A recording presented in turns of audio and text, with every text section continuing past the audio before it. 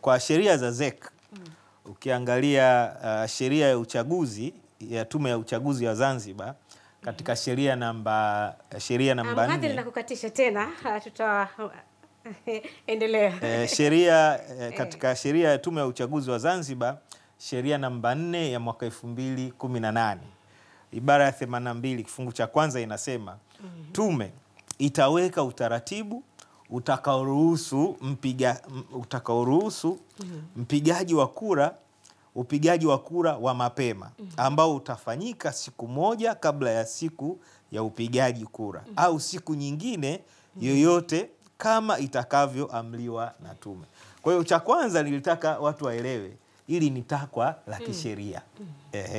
Sio kwamba watu wanajiamulia tu kwamba kura ya mapema ifanye. Lakini msingi wake ni nini? Chanzo hichi kilitoka wapi? Chanzo ni mwaka 2010. Katika ile ripoti ya uangalizi wale International Observer, moja ya ushauri ilionekana baadhi ya vyombo vya ulinzi na usalama hawakupata haki ya kupiga kura. Kwa hiyo wakashauri kwamba kama inawezekana hawa wawe wanawahi kupiga kura. Kwa sababu na wao ni wananchi, wanayo haki ya kuchagua viongozi kama watu wengine.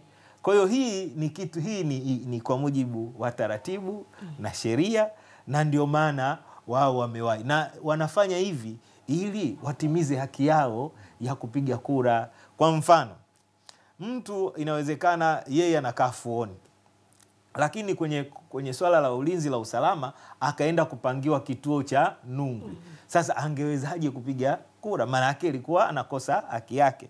Lakini kwa kuwahi kupiga kura mapema, maana yake anatimiza wajibu wake wa kikatiba na baadaye sasa anapata nafasi ya kuendelea na shughuli za ulinzi na usalama. Kwa hiyo hii nilitaka nizungumzie hii ili watu wapate kuelewa. Sio kwamba ni swala la kisiasa, ni swala ambalo ni la kisheria.